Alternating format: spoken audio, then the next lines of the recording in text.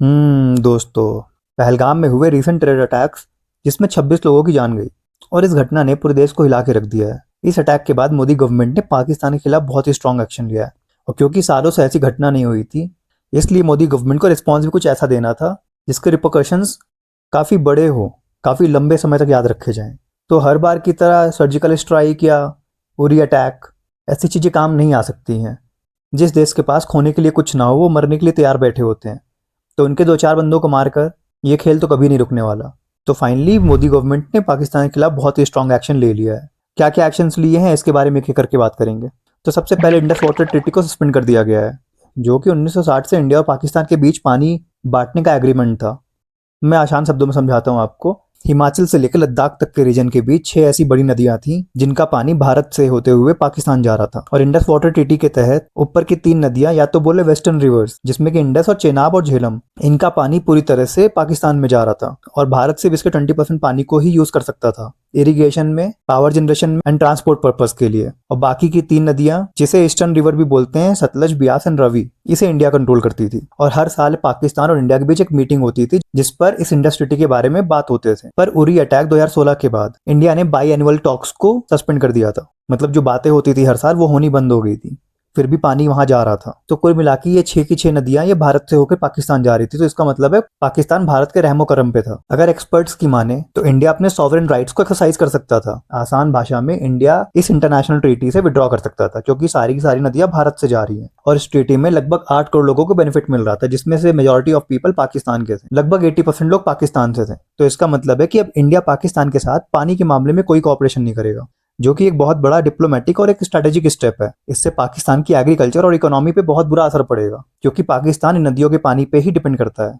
तो इस बार भारत ने 4 आतंकवादी मारने के बजाय लगभग 4 करोड़ के आसपास के ऐसे माइंडसेट वालों को सबक सिखाने का फैसला ले लिया है। और ये बहुत पहले हो जाना चाहिए था, क्योंकि ये बहुत बड़ा स्टेप है। दूसरा स्टेप ये लिया गया है कि अटारी बॉर्डर को क्लोज कर दिया गया है इमीडिएटली। अटारी बॉर्डर, जो कि इंडिया पाकिस्तान के बीच एक इंपॉर्टेंट लैंड बॉर्डर है, उसे तुरंत बंद कर दिया गया है। इससे दोनों देशों के बीच जो थोड़ा बहुत ट्रेड हो भी रहा था, खैर पाकिस्तान की तरफ से तो कोई ट्रेड नहीं हो रहा था, उनकी औकात नहीं है। इंडिया ही भाईचारे के नाम पे थोड़े मेडिसिन भेज रहा था, तो सारे बंद हो जाएंगे। और इस स्टेप से पाकिस्तान पर इकोनॉमिक और सोशल प्रेशर बढ़ेगा।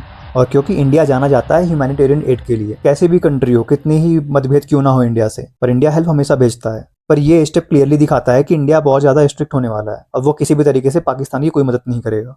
और साथ ही तीसरा ये बड़ा स्टेप लिया गया है, पाकिस्तान के जितने भी नेशनल्स के वीजाज इंडिया में हैं उन्हें कैंसिल कर दिया गया है।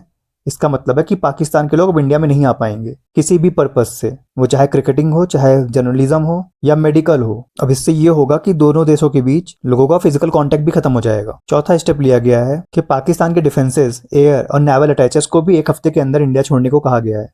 इसका मतलब है कि मिलिट्री कम्युनिकेशन चैनल्स को भी बंद किया जा रहा है, जो टेंशन्स को और बढ़ा सकता है। यह सिग्नल है कि इंडिया अपनी मिलिट्री पोस्चर को भी स्ट्रांग कर रहा है। अभी तक जो पब्लिक एक्शन लिया गया है वो मेनली डिप्लोमेटिक है। अब आप सोच रहे होंगे कि ये सब करके इमीडिएट रिवेंज तो हमें नहीं मिलेगा, मतलब ये सारे स्टेप्स के लॉन्ग टर्म रिपोकशंस होंगे। तो अभी तक जो पब्लिक एक्शन लिया गया है वो मेनली डिप्लोमेटिक है, लेकिन इंडिया की हिस्ट्री ऐसी रही है। आप कोई भी अटैक पुराने उठा के देखिए जो इंडिया ने इनिशिएट किए हैं, जिसमें मिलिट्री ऑपरेशन अक्सर डिप्लोमेटिक स्टेप के बाद ही रिवील होते हैं। मिलिट्री ऑपरेशन से पहले बताया नहीं जाता और बताना भी नहीं चाहिए कि क्या करने वाले हैं। तो हो सकता है कि इंडिया कुछ मिलिट्री स्ट्राइक्स भी करे, लेकिन वो तभी पता चलेगा जब वो एग्जीक्यूट होंगे। वैसे ये मेरे पर्सनल ओपिनियन है, बट इंडिया को किसी भी तरीके की कोई भी मिलिट्री स्ट्राइक नहीं करनी चाहिए, क्योंकि खैबर पख्तूनवा रीजन और बलूचिस्तान उनके हाथ से वैसे ही निकल रहा है। आसान भाषा में आपको इंडिया का एग्जांपल देकर समझाता हूँ। हम इंडिया में काफी डाइवर्सिटी है और हम अभी इसी वजह से अलग अलग हुए पड़े हैं, धर्म, जाति, language, region, north India, south India. लेकिन जब कोई इंडिया पे अटैक करेगा तो ये चीजें काफी दब जाती हैं और फिर इंडिया एज अ होल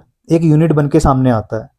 तो वही चीज अगर इंडिया पाकिस्तान पे स्ट्राइक करता है तो जो भी पाकिस्तान में मुद्दे चल रहे हैं, जैसे कि बलूचिस्तान अलग हो रहा है, खैबर रीजन चाहता है कि वो अफगानिस्तान में अमलगमेट हो जाए और पीओके इंडिया में, तो ये सारे मुद्दे खत्म हो जाएंगे और फिर ये एज अ होल एक यूनिट बनकर इंडिया को जवाब देंगे। वैसे ही मेरे पर्सनल व्यूज हैं, आपके व्यूज डिफर कर सकते हैं मुझसे। तो इन सारे स्टेप से पाकिस्तान पर बहुत बड़ा प्रेशर पड़ेगा। इंडस वाटर ट्रीटी सस्पेंड होने से उनकी एग्रीकल्चर और पानी की सप्लाई खत्म हो जाएगी, बॉर्डर बंद होने से उनका ट्रेड रुक जाएगा और उनकी इकोनॉमी को नुकसान होगा। वीजा कैंसलेशन और अटैचेस की निकासी से पाकिस्तान डिप्लोमेटिक और मिलिट्री दोनों लेवल पर अकेला पड़ जाएगा और यही सारे मिलकर पाकिस्तान को अपनी पॉलिसीज रिकंसिडर करने पर मजबूर करेगा। तो दोस्तों, पहलगाम अटैक के बाद मोदी सरकार का ये कदम क्लियर मैसेज है कि भारत टेररिज्म को कभी बर्दाश्त नहीं करेगा। आगे के दिनों में देखना होगा कि इंडिया और क्या क्या एक्शन लेगा। खैर, ये तो आने वाले वक्त में ही पता चलेगा। तो दोस्तों, अभी के लिए तो फिलहाल इतना ही। कोई और अपडेट आती है तो मैं आपको अपडेट करूंगा। तब तक के लिए खुश रहें, स्वस्थ रहें, बाय बाय।